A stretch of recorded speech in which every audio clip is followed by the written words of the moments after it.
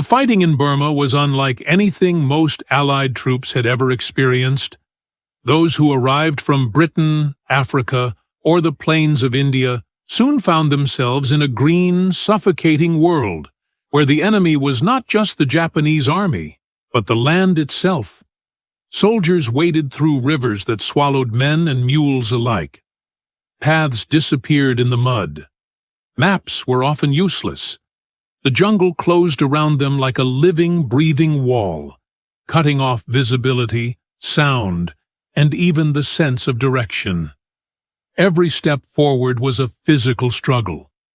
Yet in this nightmare environment, tens of thousands of men fought with discipline and courage, many of them for a country that did not even see them as equals. The monsoon season brought misery to all. For 6 months of the year, the rains turned supply routes into swamps. Soldiers slept in trenches filled with water, their uniforms soaked day and night. Jungle rot caused their feet to peel and bleed. Mosquitoes brought waves of malaria that spread faster than bullets. Dysentery left men weak and delirious. Entire divisions were forced to halt operations just to allow the sick to recover. Sanitation was nearly impossible, and latrines were often just shallow pits swarmed by flies. Despite this, morale held because of strong leadership and the growing belief that this time the Allies were not going to retreat. One of the key factors in this shift was the transformation of the British Indian Army. After the initial defeat in 1942, enormous efforts were made to retrain and re-equip Indian troops. By 1944, Indian divisions made up the majority of the fighting force in Burma. They came from all across the subcontinent: Punjab, Gujarat, Bengal, the northwest frontier, and Nepal. Gorkhas became especially well known for their fearlessness and close combat skills. These men often fought with minimal support, climbing cliffs, raiding enemy camps, and defending hilltops under endless artillery fire. Many of them had never left their villages before the war, yet now they stood shoulder to shoulder with British, African, and Burmese troops in one of the most unforgiving battlefields on Earth. The Japanese, too, faced immense hardship. Cut off from reliable supply lines, their soldiers were forced to live off the land. Rice became scarce. Ammunition was rationed. Medical care was primitive, and many wounded were left behind to die. Yet Japanese soldiers were trained to fight to the last man. Their discipline, skill, and determination made them a fearsome enemy.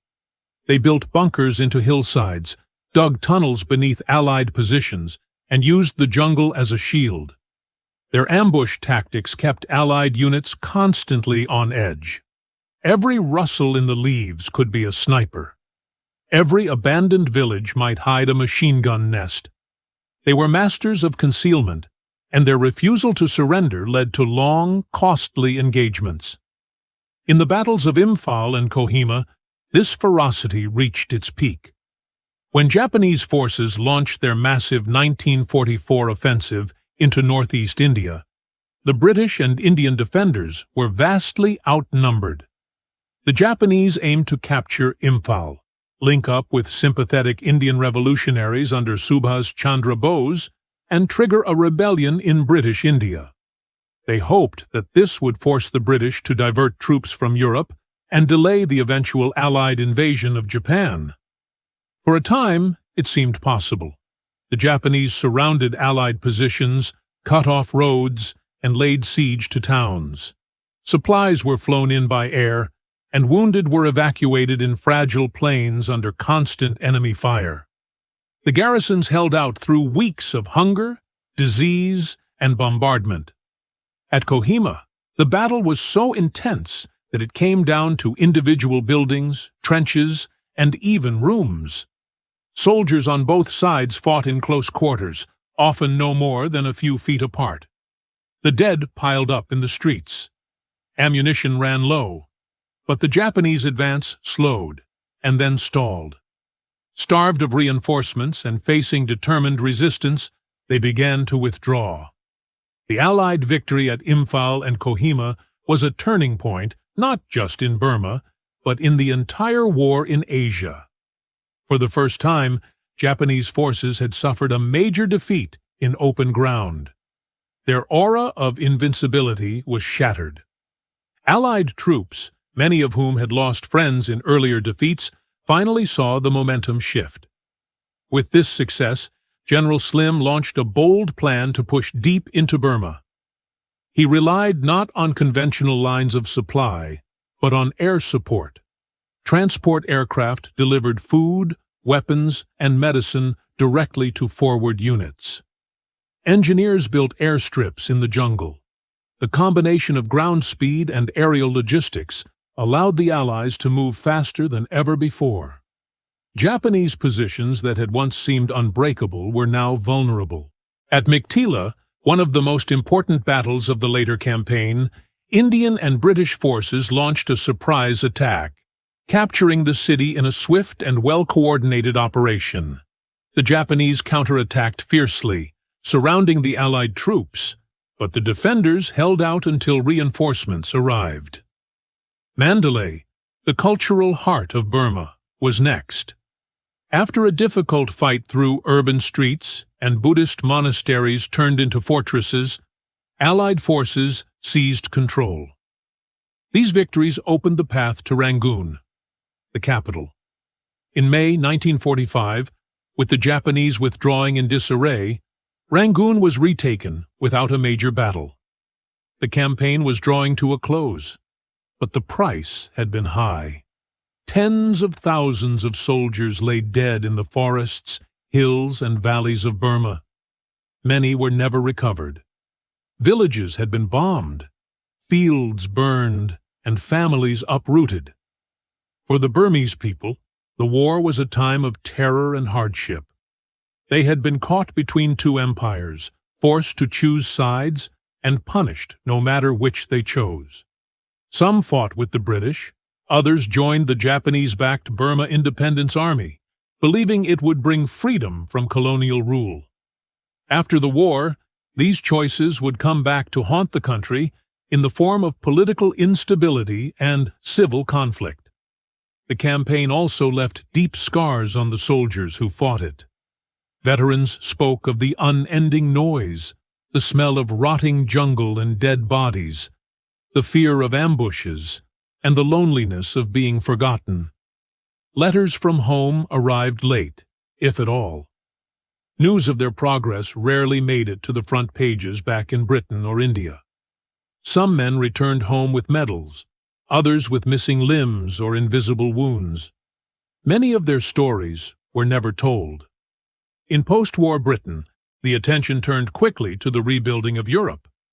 In India, the struggle for independence overshadowed the contributions of those who had fought under the British flag. In Burma itself, the focus shifted to the difficult task of rebuilding a shattered nation. Despite this, the military lessons of the Burma Campaign shaped the future of warfare. The use of air supply, the integration of multinational forces, the coordination between land and air units, all these became models for future operations. The campaign also proved that well-led, well-trained soldiers could overcome overwhelming odds, even in the harshest environments. The success of the 14th Army, a force made up of men from across the British Empire, showed what could be achieved when leadership, logistics, and morale came together. The psychological weight of the campaign continued long after the guns fell silent. Many soldiers struggled to reintegrate into civilian life. The jungles had changed them. They had seen friends buried under trees, watched enemies burn in their bunkers, and endured months without proper food or sleep. Some found peace in telling their stories. Others remained silent for the rest of their lives.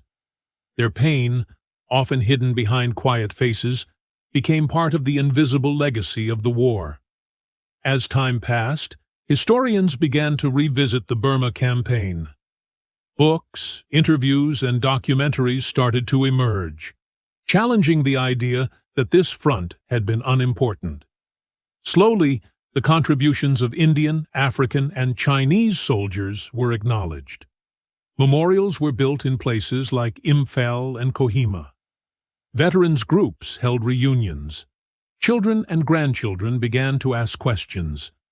The forgotten front, it seemed, was being remembered after all. But remembering is not enough. The lessons of Burma go beyond tactics and maps. They speak to the cost of empire, the endurance of the human spirit, and the quiet heroism of those who never expected recognition. They remind us that history is not just made in famous cities or celebrated victories, but also in forgotten corners of the world, where ordinary people did extraordinary things. The war in Burma ended not with grand parades or public celebrations, but in silence.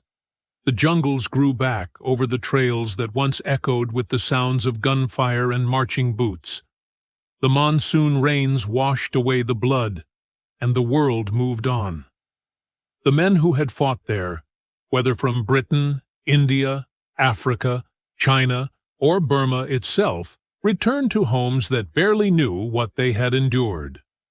For many, their stories remained locked inside them, known only to the comrades who had shared the same foxholes, the same hunger, the same fear. Yet the Burma Campaign was not just a footnote in the Second World War. It was a turning point, a moment when the tide of Japanese expansion was halted and reversed. It was a test of endurance, of logistical genius, and of multinational cooperation. In the crucible of that forgotten front, friendships were forged across cultures, hierarchies were challenged, and the seeds of a post-colonial world were sown. The Indian soldiers who fought under the Union Jack would soon march in an independent India. The Burmese people, too, would rise to shape their own future, though it would not come easily. The campaign also served as a grim lesson in what war truly costs. In Burma, it was not just about capturing cities or defeating armies. It was about surviving in a place that seemed determined to consume everyone in it. It taught that victory sometimes comes not through glory, but through persistence. That heroism is not always found in the spotlight, but often in the silent determination of a soldier pushing forward through mud, sickness, and fear. It showed how entire armies can be forgotten, not because they failed, but because their sacrifices happened too far from the headlines. To remember Burma is to remember those who were never properly thanked. The porters who carried supplies barefoot through the jungle, the nurses who worked in makeshift hospitals as bombs fell nearby, the villagers who shared what little they had with desperate strangers, the soldiers who fought for an empire, or against one, or simply for the man beside them. It is to remember that war is never just maps and strategies. It is lives interrupted, promises broken, and generations shaped by pain and perseverance. Today, the battlefields of Burma are quiet. The trenches have collapsed, the bunkers are empty, and the names of many who died are worn away on forgotten stones. But their story lives on, not just as a chapter in military history, but as a reminder of the resilience of the human spirit, of how people from every corner of the world came together in the most difficult conditions imaginable and endured. The Burma Campaign may have been forgotten by many, but it was never forgotten by those who were there. And now, in remembering them, we honor not just their struggle, but the dignity of all who fought in the shadows of history, on the forgotten front.